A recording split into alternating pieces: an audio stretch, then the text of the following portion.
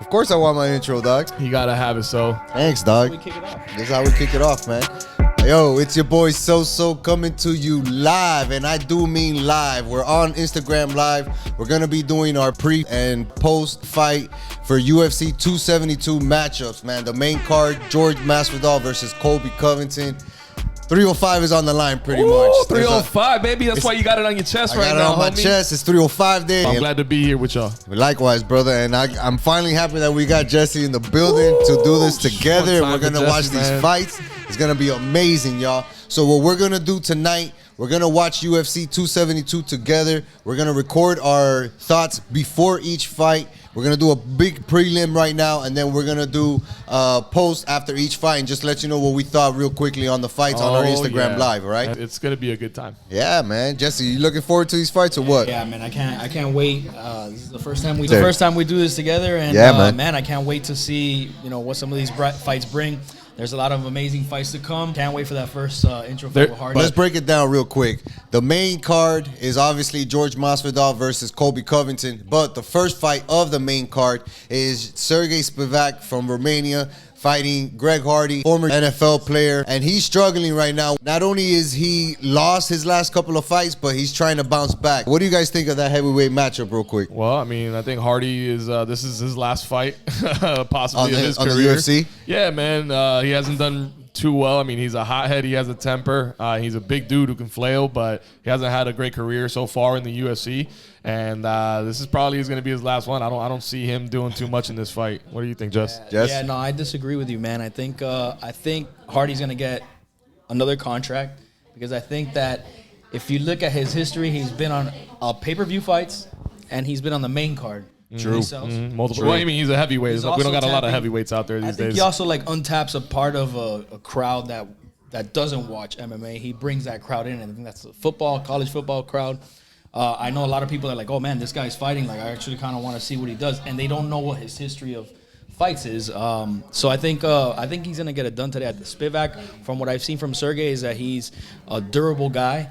So he's pretty, he's a 5-round guy. Kind of sloppy, lazy, crazy shots, but he's powerful. So I think that if he connects with Hardy, he could put him down. But I think he's at that point where if he loses, he's done. He's done. I think so too. I think he's gonna be done in the UFC if he loses fight. Probably in MMA. Period, right? Because the way that you lose as a heavyweight, getting knocked out over and over again, that's not good for your career, and it's obviously going to leave you short. The next fight should have fireworks too. That's Kevin Holland versus Alex Olivera. Both of these guys fight in the welterweight division.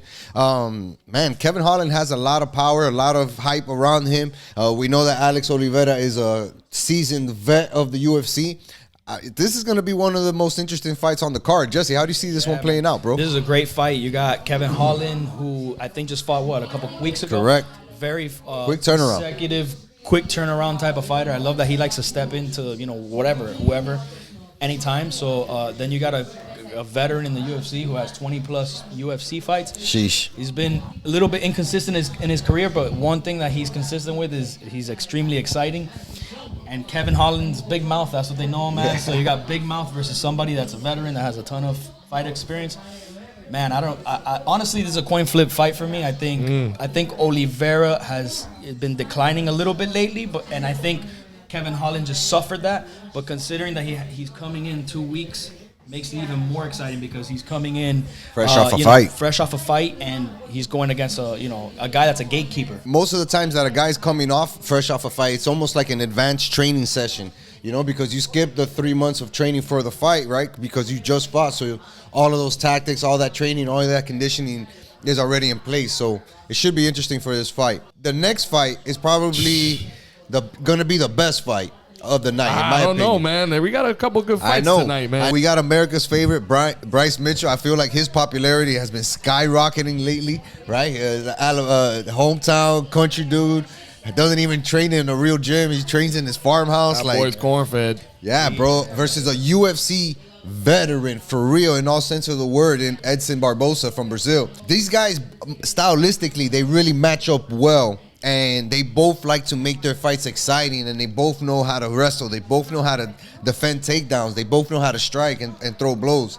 I don't know, man. This one's gonna be tight. You know what, Joel? Who you like for this fight, man? Dog, this is a rough one, bro. Because like you said, Bryce Mitchell, he has that, he's had a lot of recent success, so he's been, people's favorite. Yeah. But Barboza, I mean, who's not a fan of Barboza? I love that dude. Come on, bro. That's one of the hardest working guys in the UFC. I know we just talked about Olivera, but I mean, you look at Barboza. He's gotten rocked and he's come back and he's done some rock. You know what I mean? Like he's a seasoned guy. This is a toss up for me, man. I really don't know which way this fight's gonna go. But I'm kind of gonna go towards the Barboza side, man. I think Barboza takes it. Yeah. All right, Jesse, how do you see this fight turning out, brother? Yeah, man, this fight is super exciting. You got a guy in Bryce Mitchell, camel shorts. This guy has one of 2 twister submissions in the UFC. Crazy. He has literally taught himself through YouTube videos, and I find that to be incredible that you learn a technique wild. from Eddie Wild, Bravo, son. and he applied that technique in the UFC and submitted somebody second. Not only twisted that, submission of to all time. get to the UFC after teaching himself like that, that's an incredible journey. And bro. yeah, man, listen, that guy's been doing a lot with nothing.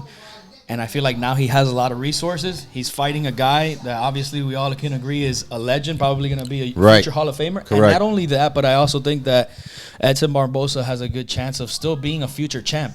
He dropped down to 135. He had no success there. He came right back up to 145, and he's giving it another run. So I'm going to go with... I have a feeling Bryce Mitchell. Me too. I had a feeling you were going to go that route. I'm going Bryce Mitchell too, bro. How feeling. could you not, right? With his story and the dedication that he's shown, 14-1 in MMA right now is with his record.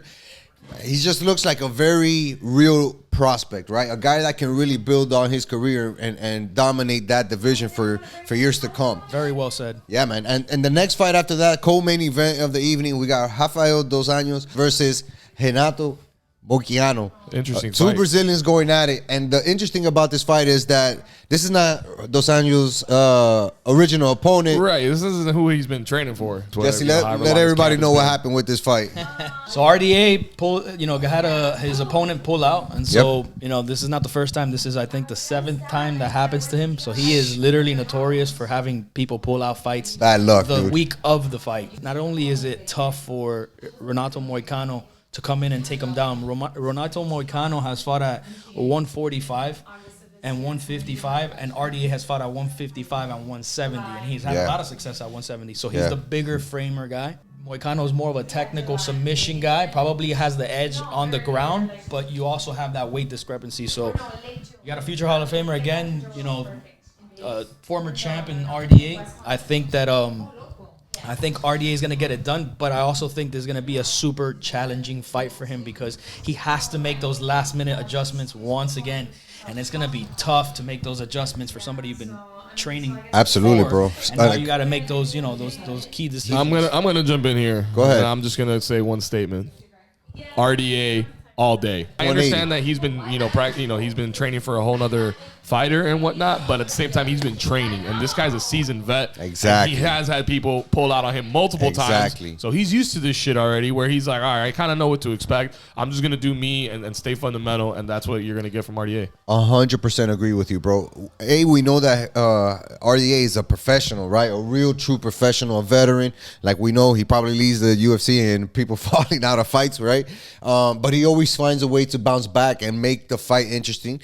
Now, the only disadvantage that he has is what you said, Jesse, that it's a brand new opponent, right? A dangerous guy who you don't know what he's going to bring to the table realistically and what he's been training for. He's probably been watching you thinking that he's going to have a shot at it, right? If something happens, he's watching both of you guys, and now he's going to be able to kick, you know what I'm saying, theoretically come in a little bit fresher on you than you are on him. So hey, anything is possible. Anything is possible. Said it best. Anything is possible. Anything is possible. 100%. So, I mean... So wait, you're taking RDA. Who you taking, bro?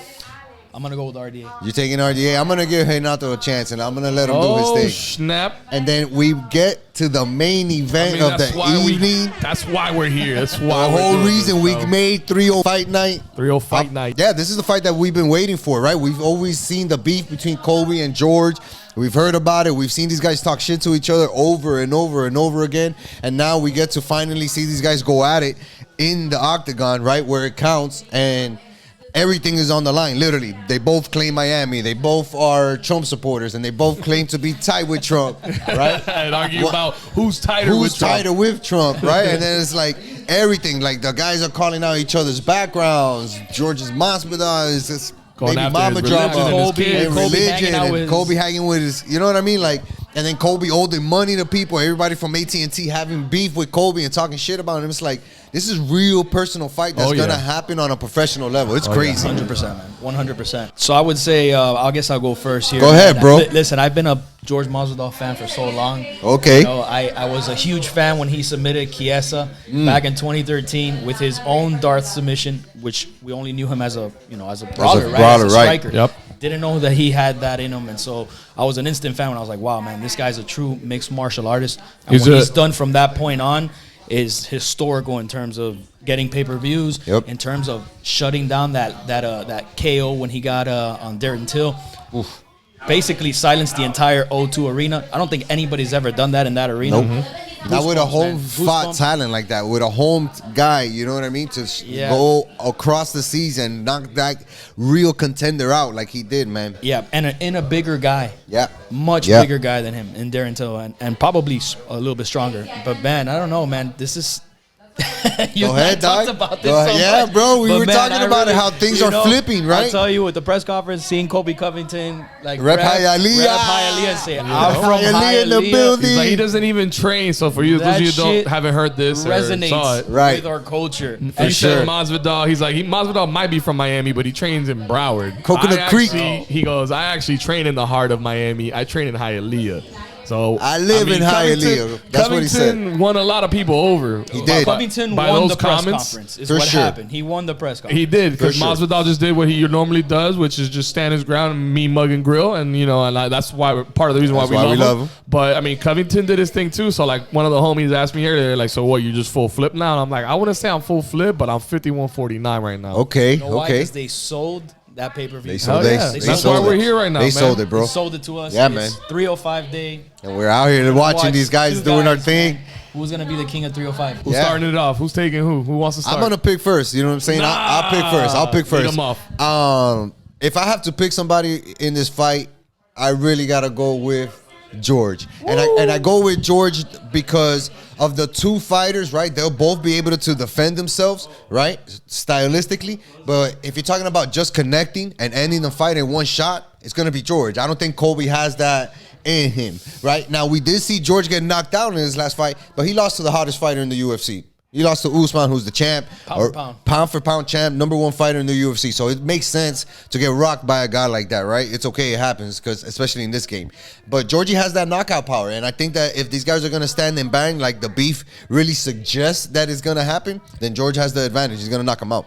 For me, I think it's, I'm gonna go Masvidal all the way. He's the homie since day one. Since he was fighting with Kimbo in the backyards. We were watching him on YouTube, as teenagers. So we go way, the fandom goes way back. So I gotta ride with him. I gotta ride with the day one. So I'm going with Masvidal. But the reason I think he will, end up as the winner of this fight is the fact that he's had time off, right? He had a fight scheduled. He didn't get to fight because he got hurt, and then he had to push things back. So he's had time to fight, and on top of that, he's had time to stew on that loss, stew on the fact that he hasn't had a real good showing in a couple years now, and this is it. The fight, the eyes are on it right now. This is his fight to get back on top. You know what I mean? And I think he's gonna go ahead and knock Kobe out in this fight.